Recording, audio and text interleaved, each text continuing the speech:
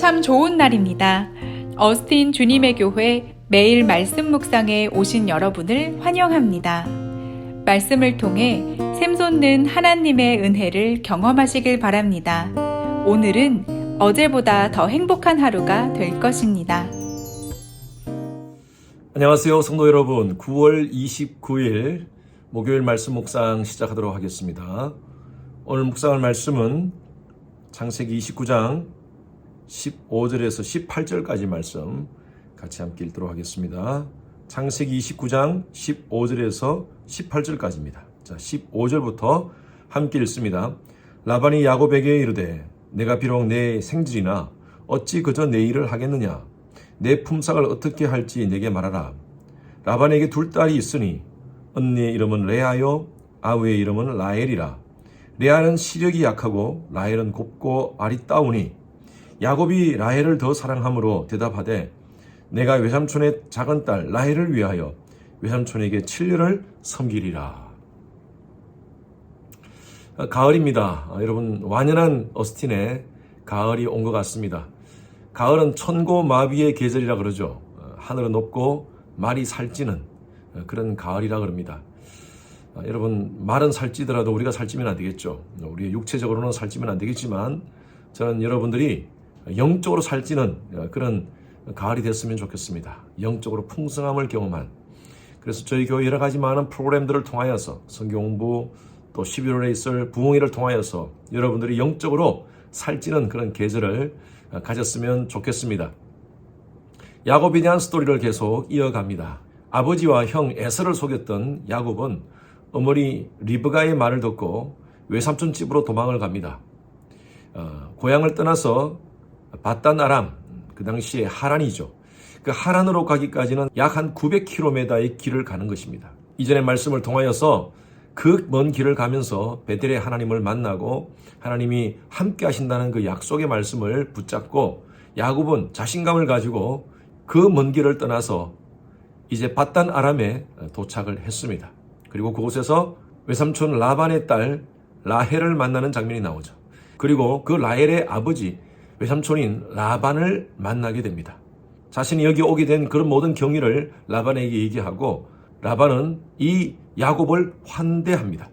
야곱이 외삼촌에게 이곳에서 일을 할 수 있도록 해주십시오 하니까 오늘 말씀 15절 보십시오. 라반이 야곱에게 이르되 내가 비록 내 생질이나 어찌 그저 내 일을 하겠느냐. 내 품삯을 어떻게 할지 내게 말하라.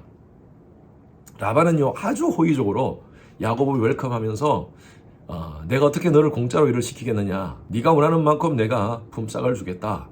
네가 원하는 것을 얘기해라 라고 얘기를 합니다. 비즈니스의 관계 속에서 항상 이렇게 호의적으로 대하는 사람들은 조심해야 됩니다. 좋은 투자의 기회가 있는데 이건 투자하면 100% 좋은 이익을 얻을 수 있습니다. 투자하십시오. 나 믿고 투자하십시오.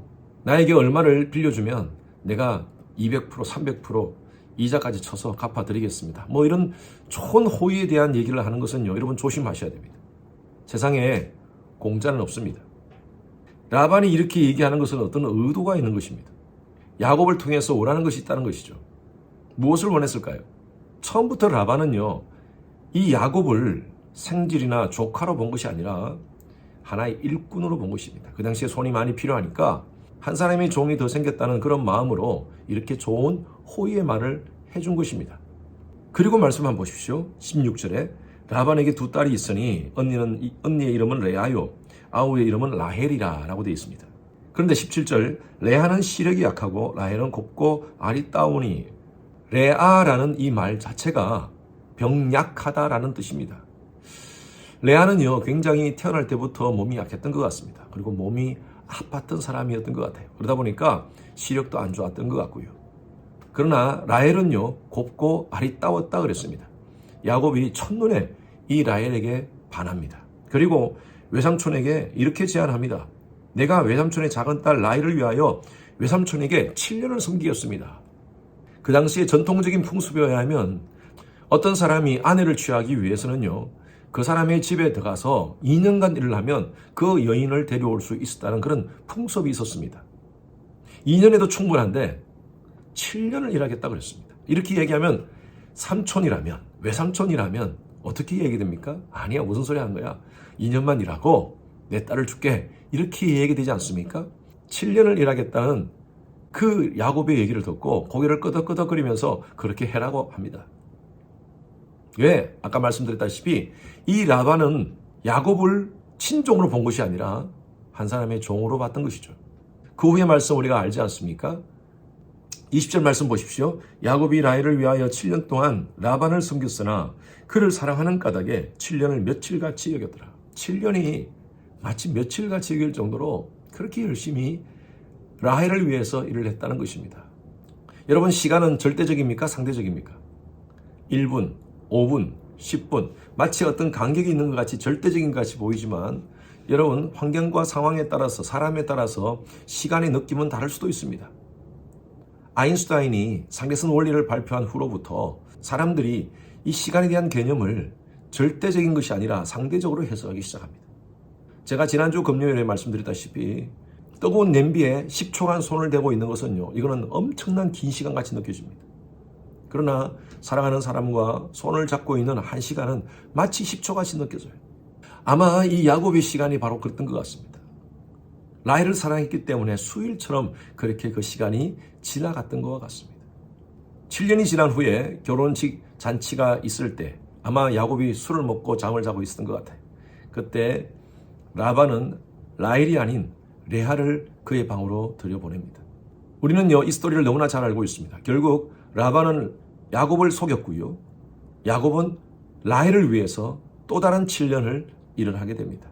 그 후에는 품삯을 받고 6년을 더 일하게 됩니다. 결과적으로 라헬의 집에서 20년 동안 이 야곱은 일을 하게 됩니다. 하나님의 백성들은 하나님이 책임져 주십니다. 여러분 믿으십니까? 그러나 우리가 실수한 부분에 대해서는 하나님이 그것을 카운트하십니다.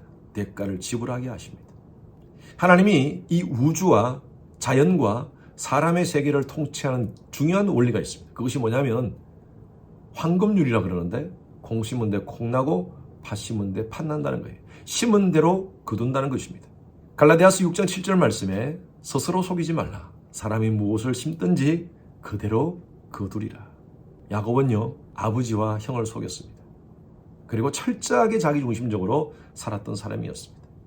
하나님이 야곱에게 함께 하시겠다는 약속을 주셨지만 그러나 야곱이 실수한 부분에 대해서는 그가 대가를 지불케 하십니다. 이후에도 보면요, 야곱은 라반에게 몇 번을 당하게 됩니다. 심은 대로 거두리라.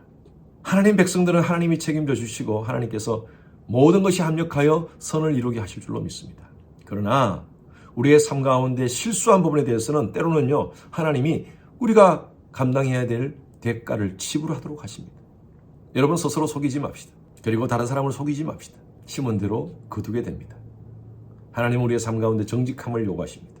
아내와 남편 간에 서로 정직하십시오. 자녀들 앞에서도 정직하십시오. 성도와의 관계 속에서도 정직합시다. 비즈니스를 할 때도 우리가 정직하게 비즈니스를 했으면 좋겠어요. 하나님의 백성들은요, 이가 아니라 의를 따르며 살아야 됩니다. 눈에 보이는 이익을 위해서 의를 버리지 마십시오. 논어에 나오는 얘기인데요, 소인유어이 군자유어의라는 말이 있습니다. 군자는 의를 따르고 소인은 이를 따른다는 말이에요.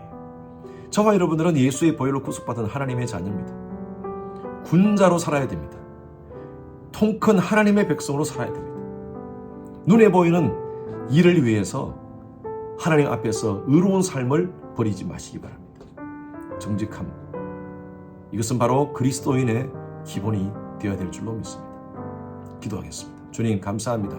하나님, 심은 대로 거두리라 라는 말씀대로 속이는 자 야곱은 속임을 당하는 그런 일들을 경험하게 되었습니다. 주님, 우리의 삶 가운데서도 정직한 삶을 살게 하여 주시옵소서. 오늘도 우리가 만나는 모든 사람들, 그들에게 정직하게 말하고 정직하게 행동하는 저희들 되게 하여 정직함을 심어서 하나님이 주시는 은혜와 복을 누리는 저희들 되게 하여 주시옵소서.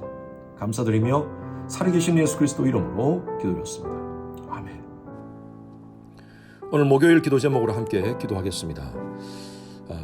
미국과 한국의 위종자들과 관료들 하나님을 경외하고 또 지혜와 분별력으로 나라를 잘 이끌어갈 수 있도록 기도해 주시고요. 대통령 선거 이후에 또 새로운 대통령을 중심으로 해서 나라가 혼란에 빠지지 않고 이제 통합의 길로 갈 수 있는 우리 나라가 될 수 있도록 해달라고 우리 나라를 위해서 특별히 기도해 주시기 바랍니다. 세계 선교를 위해서 기도하되 우리 교회가 섬기는 선교사님들 안전과 건강 지켜주시도록 그리고 하루속히 모든 선교 사역이 정성화될 수 있도록 기도해 주시고 특히 지금 우크라이나 지역을 위해서 여러분 기도해 주시기 바랍니다. 그곳에서 아직도 선교지를 지키는 여러 선교사님들이 계십니다. 선교사님들의 안전과 또 그들의 사역 위에 하나님께서 불쌍히 보시고 또 이 모든 상황이 평화롭게 모든 것들이 다 끝날 수 있도록 해달라고 기도 부탁드립니다. 우리 선교사님들을 위해서 기도하실 때에 윤성철 선교사님, 또 김영수 선교사님, 김영섭 선교사님 사역을 위해서 함께 기도하시겠습니다.